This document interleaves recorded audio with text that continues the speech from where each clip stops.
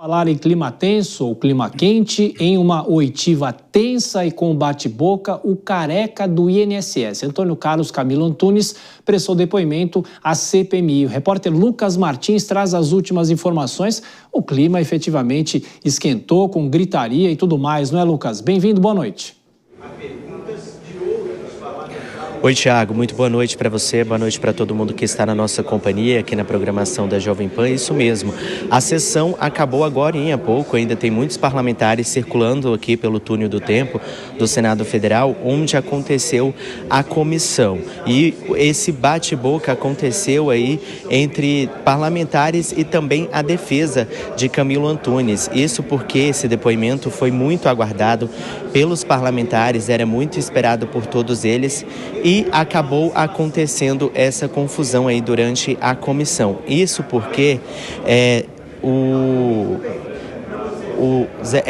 Zé Trovão pediu para que a defesa calasse a boca durante um bate-boca que eles tiveram durante a sessão. Vamos assistir o que houve.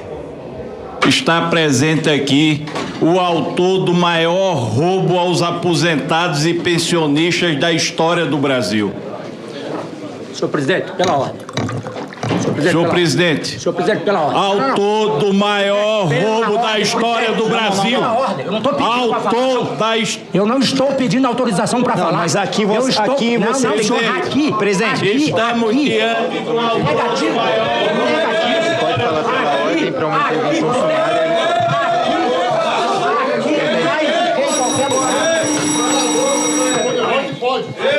Eu peço... Não, você é advogado, aqui quem preside os trabalhos sou eu. Quem está presidindo os trabalhos sou eu. Eu peço que você se acalme, você pediu a palavra e eu vou decidir. Você vai... Não, onde é que eu sou advogado. Eu sou advogado. Vossa Excelência me respeite. Não.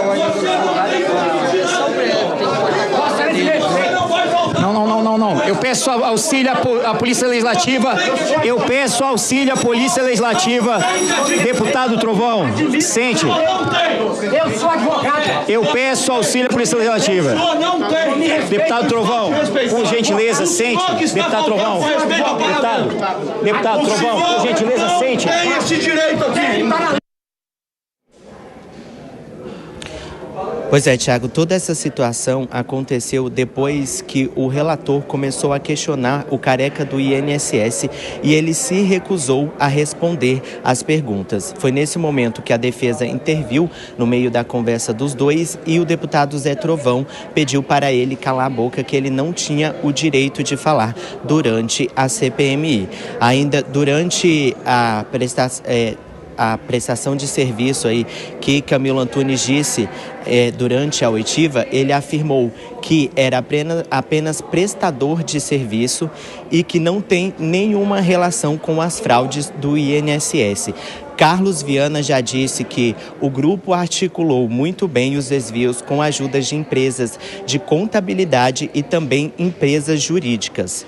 O senador Jorge Steiff fez uma representação no STF para a liberação de imagens do careca do INSS, porque, segundo ele, há informação de que ele visitou alguns gabinetes de alguns senadores e também participou de algumas sessões plenárias. Agora, na próxima segunda-feira, vai ter o presidente da Conafer para falar aqui na sessão.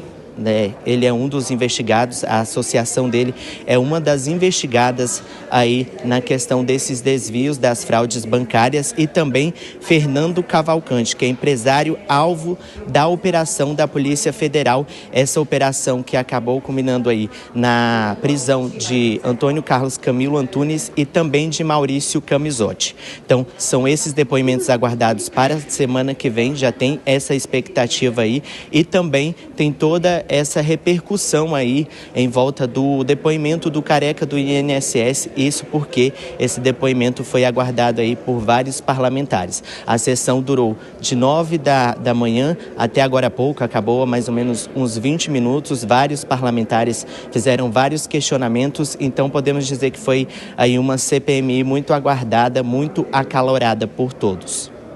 É isso, Lucas. E, inclusive, o depoente pediu para não ser chamado de careca do INSS, mas não foi respeitado pelos parlamentares. Você volta daqui a pouquinho na programação da Jovem Pan. Vou fazer mais um giro com os nossos comentaristas, Deise Ciocari, o Fernando Capese e a Dora Kramer. Dora, começo por você. Claro que a gente já falou muito aqui na Jovem Pan sobre o rombo do INSS, os problemas com os aposentados e pensionistas, mas eu queria te perguntar o seguinte: o relator da CPI tem o direito de falar que o depoente é o maior ladrão do Brasil, enfim, mesmo ele sendo, claro, um parlamentar que pode se expressar, mas ele é o relator. Ele precisa tentar fazer um documento, elaborar um documento, entre aspas, isento, né, Dora?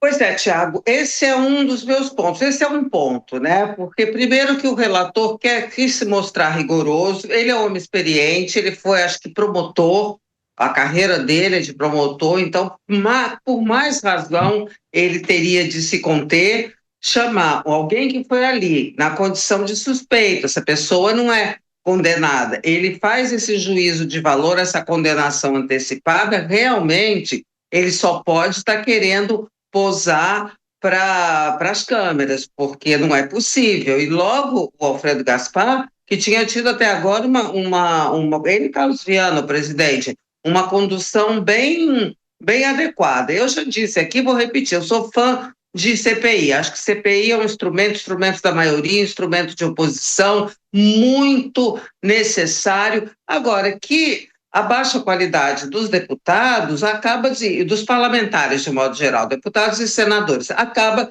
desmoralizando esse instrumento, porque é sempre assim, esse bate-boca. E tem também personagens que são recorrentes. Esse senhor Trovão, ele era um dos personagens principais do motim na Câmara. Foi ele que, com a perna, tentava impedir Hugo Mota de chegar na cadeira da presidência. Então, isso é uma pessoa que não tem a menor noção do comportamento de um deputado. É um arruaceiro, sim, senhor. E como ele, outros, a gente pode notar que é sempre essa gente que não tem o menor compromisso, e isso acaba manchando a reputação de todos, porque você vê que a maioria fica quieta, tá certo? Sempre no meio da confusão, no meio dessas grosserias, no meio de falta de educação, estão sempre esses personagens que não têm experiência política, que estão chegando na política agora,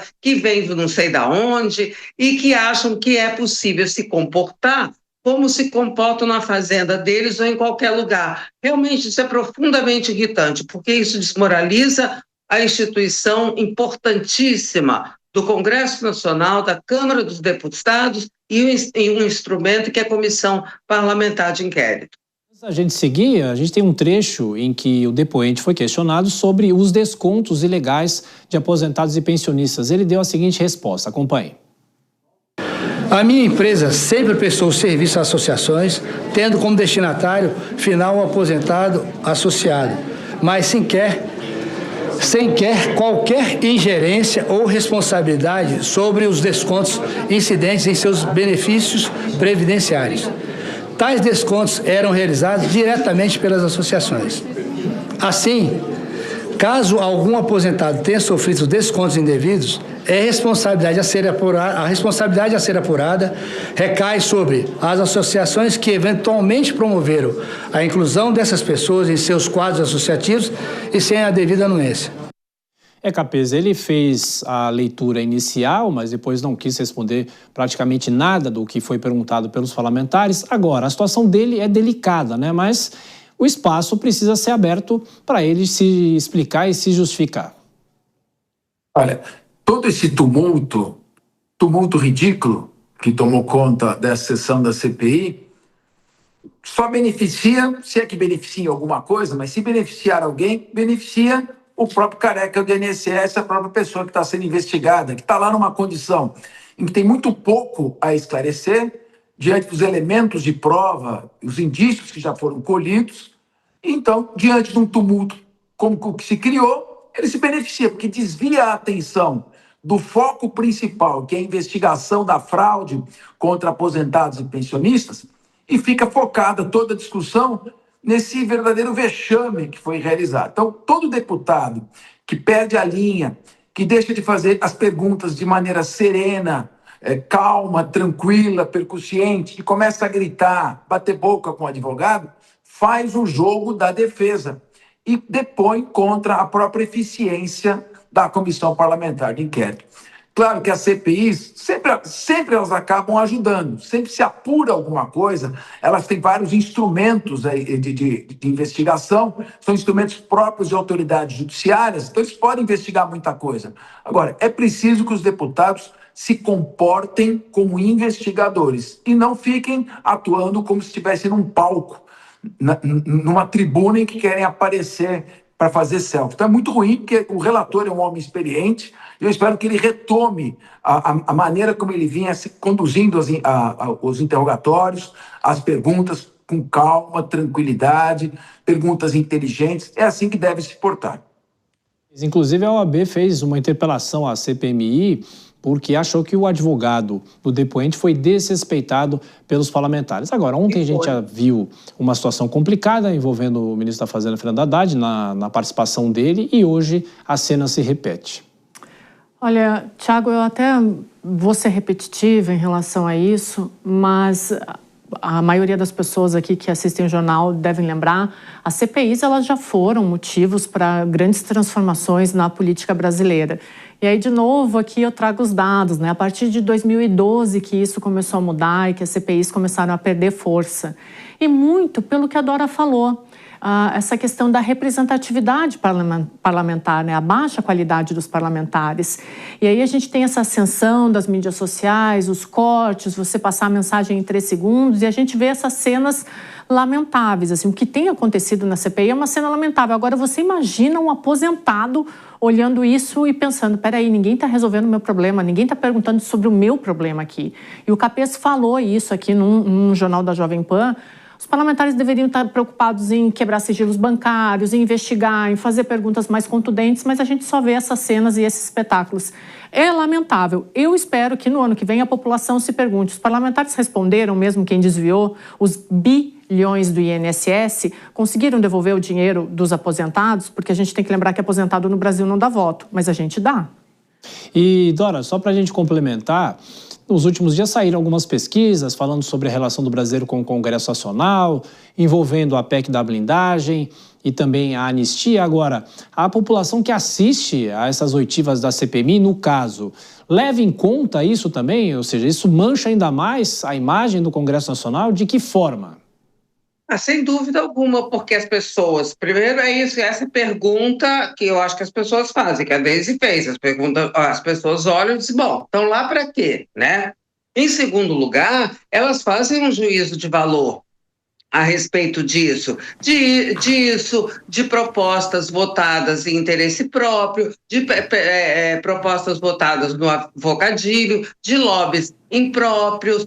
Agora, essa maneira como o Congresso está se comportando vem se refletindo nas pesquisas, Thiago, às quais você se referiu, que a cada pesquisa, toda hora sai uma pesquisa. Recentemente, eu não vou citar porque eu não lembro do dado, tá? Não lembro dos números de cabeça. Mas teve uma pesquisa, acho que foi até a Datafolha, sobre as instituições, aonde está o Congresso?